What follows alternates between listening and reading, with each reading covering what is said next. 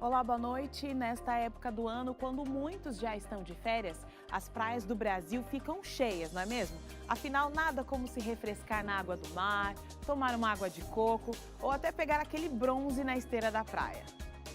Mas para poder curtir mesmo, sem dor de cabeça, é preciso tomar alguns cuidados. O mar é traiçoeiro, já que as ondas fortes e as correntezas podem fazer até mesmo uma pessoa que sabe nadar passar por maus bocados ali. O risco de afogamento é grande, por isso é importante tomar cuidado e obedecer às orientações do salva-vidas. Além disso, outra calamidade comum neste ambiente e também nesta época do ano é perder as crianças na praia. Que desespero! Por isso, Realidade em Pauta de hoje traz dicas importantes para que você não passe por situações como estas e para que você também possa ter essas férias realmente agradáveis.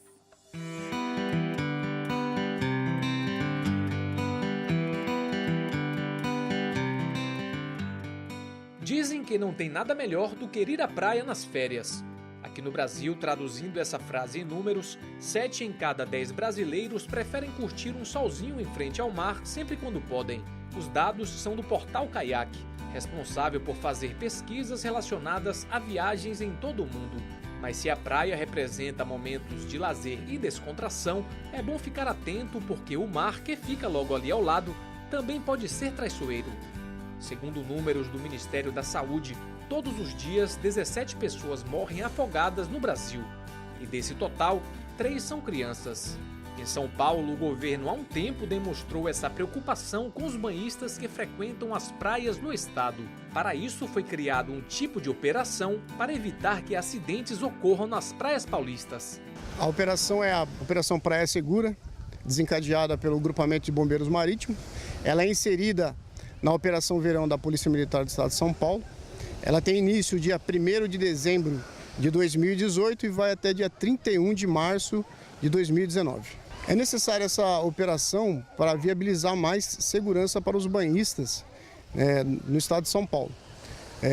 Nessa operação, nós temos a contratação de guardas-vidas temporário, de mão de obra temporária, para ajudar os guarda-vidas, os bombeiros guarda-vidas, a dar segurança ao nosso banhista. Os dados do ano passado mostram que a operação vem dando resultado. Entre dezembro de 2017 e março deste ano, os bombeiros realizaram 1.094 salvamentos, com 1.539 resgatados e mais de 43 mil ações de prevenção. Em todo o estado de São Paulo, existem 600 quilômetros de costa. Deste total, 393 quilômetros só de praia. Para garantir a segurança dos banhistas que frequentam as 316 praias da costa, 504 guarda-vidas estão disponíveis. Mas apesar de toda essa segurança, algumas ocorrências ainda acabam acontecendo. No litoral norte de São Paulo, por exemplo, de janeiro a novembro deste ano, foram registrados 966 afogamentos. Deste total, 10 pessoas vieram a óbito. O sargento José Luiz diz que muitos dos acidentes acontecem não por causa das condições do mar, mas pelo comportamento do próprio banhista. Não existe praia perigosa, existe sim comportamento inadequado por parte do banhista. Comportamento inadequado que possa trazer risco para o banhista é andar em costeiras, não respeitar a sinalização de perigo que o guarda-vida coloca ao decorrer da praia, bebe. Se beber, não entre na água, tá? Mas se beber, vai diminuir o reflexo dele, ele vai ficar sem o reflexo e colocar em situações de perigo. Michele sabe muito bem a sensação de perigo que muitos banhistas enfrentam no mar. Era um dia nublado, não tinha tanto sol, mas o mar estava bem agitado, estava ventando bastante. Em 2012, ela e um grupo de amigos decidiram nadar em uma praia do litoral de Santa Catarina. Nesse dia, o que era para ser apenas diversão, virou um pesadelo. Então, chegou um momento ali, depois de meia hora, 1 hora de brincadeira, que parte do grupo decidiu sair. Então, que eu gosto muito de praia, eu decidi, eu vou ficar mais um pouco, eu vou brincar mais um pouco, eu vou nadar mais um pouquinho, pular mais algumas ondas. Então, um amigo, para não me deixar sozinha, ele falou que ia ficar comigo. Então, nós ficamos ali mais 10, 15 minutos brincando, só que em um determinado momento, eu comecei a ser puxada para a lateral da praia. Então, nesse momento, eu fui puxada para uma área de risco, em que eu caí simplesmente em um buraco. E eu, naquele desespero, eu não conseguia mais ter pé e eu comecei a tentar nadar. Só que como o mar estava muito agitado e começou a ventar muito, então começou uma onda atrás da outra e começou a puxar para mar aberto e eu tentando nadar e começa aquele desespero, porque a gente acha assim, nunca vai acontecer nada e quando acontece bate o desespero realmente. Então eu comecei a nadar naquela angústia, aí o meu amigo olhou, vamos sair daqui, ele estava um pouco distante de mim. Só que quando ele me viu eu já estava em desespero, então ele foi tentar me ajudar. Então ele nadou até atrás de mim e ele começou a tentar me empurrar, só que não tinha mais pé para ele também e o mar estava puxando nós dois. Para evitar casos do tipo, os guarda-vidas fazem ações específicas que no final podem fazer toda a diferença. Primeiramente, o nosso guarda-vida vai apitar para esse banhista ou vir mais para o raso, ou para um lado ou para o outro. Significa que ele está próximo de uma zona de perigo. Segundo, ele vai sempre colocar as placas aonde está o perigo. Pode ser um buraco, canal, vala ou propriamente a correnteza de retorno. Ou seja, a placa indica o local que tem o perigo e não quer dizer necessariamente que é a praia toda, né? Isso mesmo. A nossa placa indica o local aonde está o local de perigo. E em caso de afogamento propriamente dito, o resgate conta com uma análise mais detalhada da situação. Se o nosso guarda-vidas retirou a vítima da água, ele vai fazer a avaliação primária, vai verificar se a vítima se afogou, né, por asfixia, né, ele ingeriu ou aspirou água, né, e ele vai ser conduzido, se for afogamento constatado, vai ser conduzido pela nossa URSS, Unidade de Resgate e Salvamento Aquático, até um pronto-socorro. Felizmente, a história de Michele teve um outro final. Uma onda atrás da outra, eu comecei a engolir muita água, já naquele momento já bateu o cansaço de tanto nadar. E eu só me lembro que eu olhava para cima e falava assim, nossa, vai acabar assim. Eu me lembro que eu olhei assim pro céu e falei, meu Deus, ajuda a gente, porque senão vai acabar aqui mesmo. Então passou uns segundos, incrivelmente o vento parou, as ondas pararam também, parece que o mar ele ficou mais calmo naquele momento. E naquele momento meu amigo conseguiu dar um impulso, né, nadando em mim e nele, e a gente conseguiu se acalmar também naquele momento e começar a nadar. O salva-vidas já tinha avistado a gente, mas até ele chegar até nós, tinha ainda um período de tempo, né, para ele chegar até nós, e nesse período nós tínhamos que nos virar sozinhos.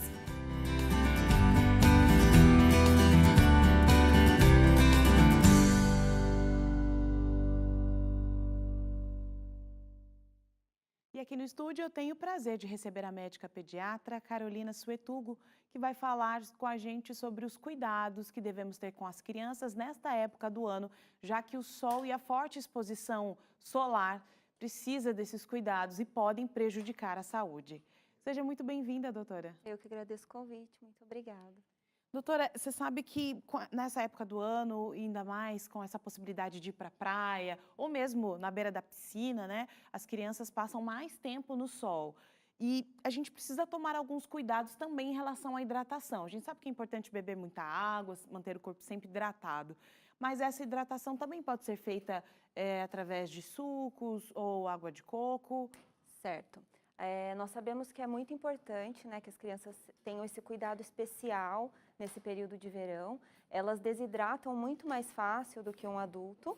E o ideal é que bebês em aleitamento materno recebam mais o peito, né, mais o leite materno nesse período, que as mamadas sejam intensificadas, né?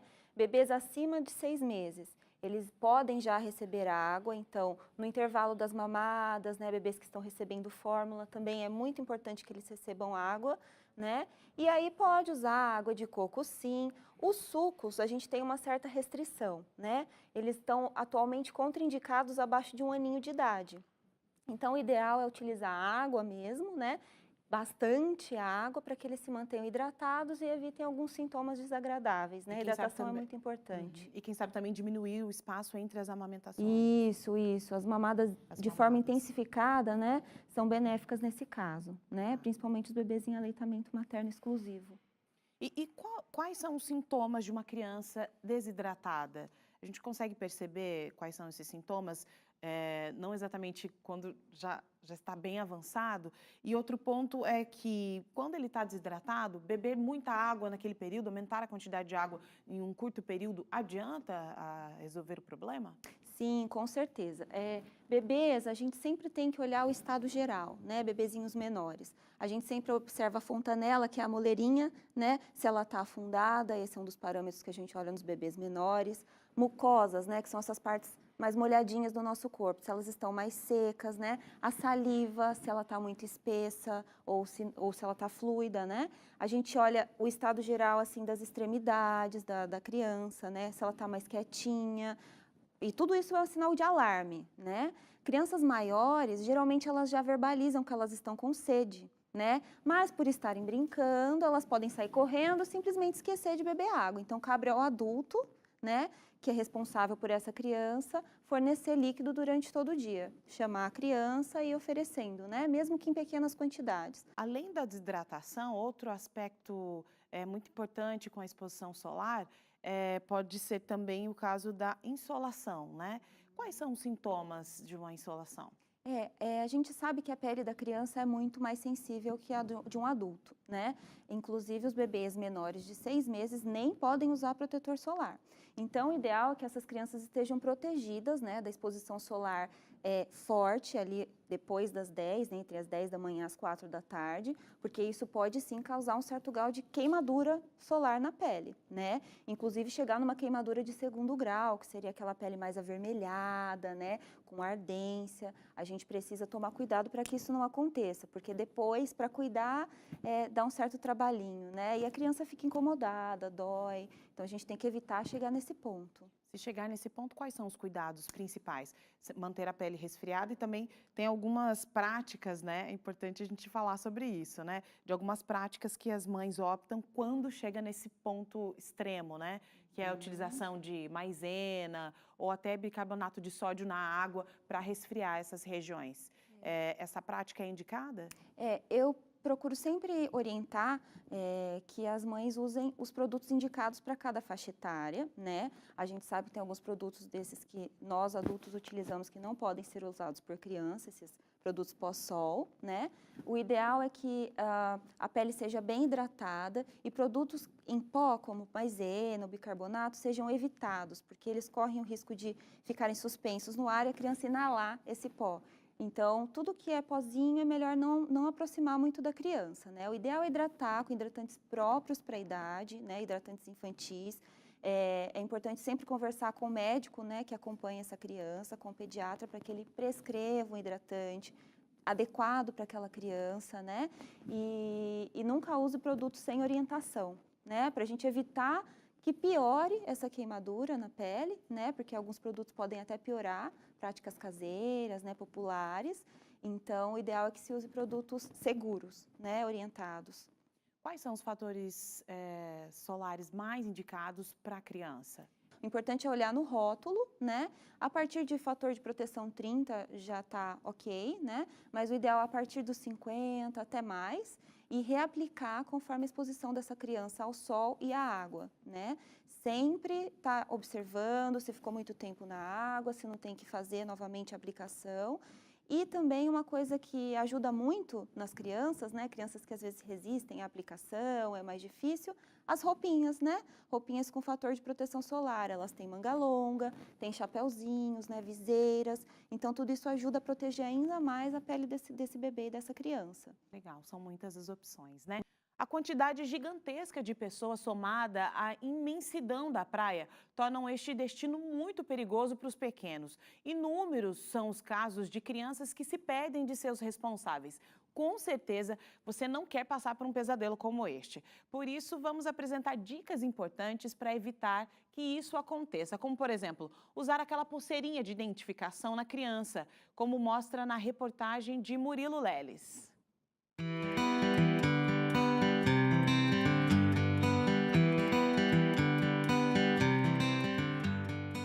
O final de ano também traz o aumento no movimento nas praias em todo o Brasil. Com isso, aumenta também a preocupação dos pais com as crianças. Isso porque na última temporada de férias do ano passado, Os bombeiros que atuam em praias do litoral norte de São Paulo registraram cerca de 150 ocorrências de crianças perdidas. Felizmente, todas foram encontradas e entregues aos familiares. No ano passado, a cidade de Ubatuba foi a que mais registrou casos envolvendo crianças desaparecidas. O problema, no entanto, é bem comum nas praias cheias. Nesse momento, os pequenos não têm a dimensão da quantidade de pessoas que estão no local e acabam confundindo até a região onde os pais se encontram. A criança ela se perde muito facilmente. Nunca perca a sua criança de vista. Se for o caso, chegou na praia, procure um guarda-vidas e veja se ele tem a pulseirinha de identificação que agiliza bastante que essa criança seja encontrada e entregue aos responsáveis o mais rápido possível. Para evitar o desaparecimento de crianças, a corporação recomenda ainda que os pais criem pontos de referência fixos, como os prédios, por exemplo, para que seja um ponto de encontro em caso de problemas. Se a criança se perdeu e o guarda-vidas encontrou antes dos pais, ele vai ser conduzido até o posto mais próximo de guarda-vidas, tá? Se a criança não foi encontrada, mesmo assim procure o nosso guarda-vida para anunciar o sumiço da criança. Eles vão se comunicar via rádio e a primeiro guarda-vidas que achar essa criança vai comunicar, tentar achar os pais e comunicar o aparecimento da criança. Para se ter uma ideia do drama, apenas nas praias de São Paulo são mais de 1.000 registros de crianças desaparecidas por ano. Isso sem contar os casos que acabam não sendo registrados. Embora a maioria das situações termine com final feliz, os pais que passam por esse susto sabem o quanto uma ocorrência tão corriqueira pode ser também tão desesperadora. Mas se apesar de todos os cuidados preventivos, uma criança vier a se perder na praia, além das dicas que a gente já viu do Corpo de Bombeiros, tem também uma ideia que veio da Argentina. O método consiste em caso de se encontrar uma criança perdida, colocá-lo nos ombros e bater palmas para chamar a atenção dos demais banhistas, e ao mesmo tempo falar o nome da criança. Com isso, em pouco tempo, os demais banhistas começam a tomar a mesma atitude e rapidamente os pais conseguem localizar o filho perdido. Os pais devem procurar o guarda-vidas em qualquer situação. Primeiramente para ver qual é o melhor local para banho e qualquer ocorrência que tiver por parte de criança perdida, é o primeiro que tem que ficar sabendo.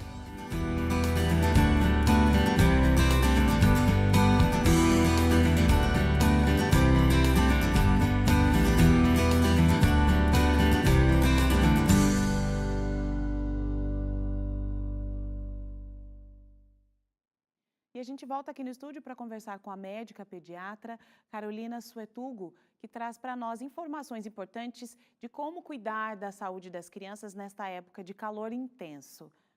Doutora, nós já falamos sobre a roupa UVA, sobre também o protetor solar, né? Fatores que são importantes para o cuidado da pele da criança, mas a alimentação equilibrada também é um indício, é um item importante que precisa ser levado em consideração, né?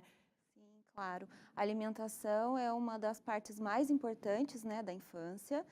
Tudo que essa criança está ingerindo diz o tipo de pessoa que ela vai ser para o resto da vida, né? Então, assim, nesse período de verão, o que é importante? Abusar das frutas, né, que contém grande quantidade de líquido, melancia, melão, laranja, né? Sempre a fruta na íntegra, evitar o suco, né? Quando a gente ingere suco, a gente ingere uma grande quantidade de açúcar, a gente quebra fibras, né? Expõe essa criança ao açúcar, então abusem das frutas, né? É muito legal isso. Existem algumas opções também, como bater banana congelada, fazer sorvetinhos naturais, né? Nessa época do ano, o ideal é que a gente use disso, né? Da alimentação colorida, variada e com muito líquido. As crianças geralmente não gostam muito de salada, né? Uhum. Então, as mães acho que precisam de um pouco mais de criatividade nesse período do ano para que elas consigam consumir mais. É indicado também a utilização maior, né? Mais do que o normal de salada nesse período? Sim, com certeza. Eu digo que assim, em qualquer período, né, que a criança se encontre, do ano ou da vida, ela deve ter contato com uma alimentação saudável, né? Isso é imprescindível para que ela cresça com saúde, tenha acesso a todos os minerais, as vitaminas, nutrientes que ela precisa, né?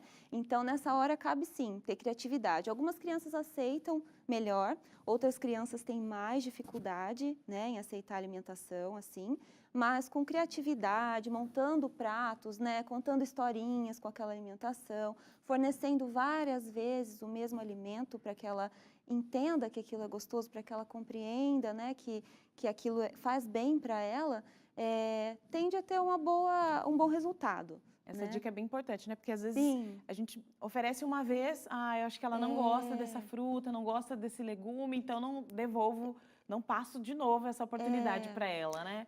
A alimentação, ela exige muita paciência, assim, né, dos pais. E, assim, a gente precisa pelo menos de 8 a 10 exposições ao mesmo alimento para a gente dizer que essa criança não gosta dele. Claro, ela pode não gostar, assim como nós não gostamos de algum determinado alimento. Mas a gente, na primeira vez que nós oferecemos, não desistir. Né? Ofereça mais algumas vezes, modifique a apresentação desse alimento, né? De repente você está oferecendo amassado, oferece pedacinho, dá na mão da criança. Né? Nessa fase assim de verão é muito legal fazer espetinhos variados, coloridos, rostinhos, né? De animais, bichinhos, e isso ajuda na aceitação. Tornar atrativa, né? Sim, essa alimentação. Sim, com certeza. Excelente. Outro ponto importante é que eles gastam muita energia nessa época do ano. A gente quase não consegue correr atrás das crianças para mantê-los de forma tranquila, mesmo para comer, né? É difícil sentar, vamos comer. É um momento mais complicado, né?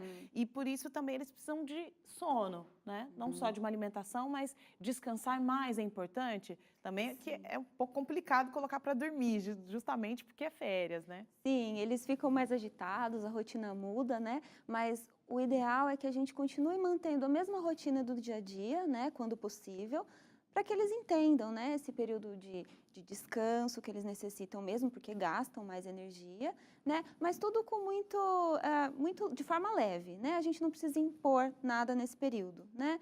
Crianças que já têm uma rotina de sono estabelecidas desde pequenininhas têm mais facilidade nisso. Brincaram, vai chegar uma hora que elas mesmas vão sentir falta daquilo.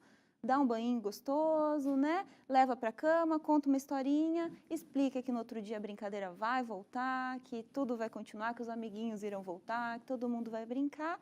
E eles costumam entender, né? Mesmo que é férias, né? Eu acho que é necessário manter, como você mesmo está dizendo aí para nós, essa rotina é importante, claro, né? Porque depois as aulas vão voltar e essa rotina terá que voltar também.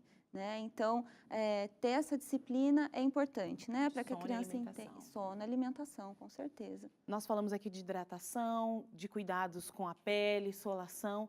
Tem outras dicas importantes que precisam ser levadas em conta nesse período?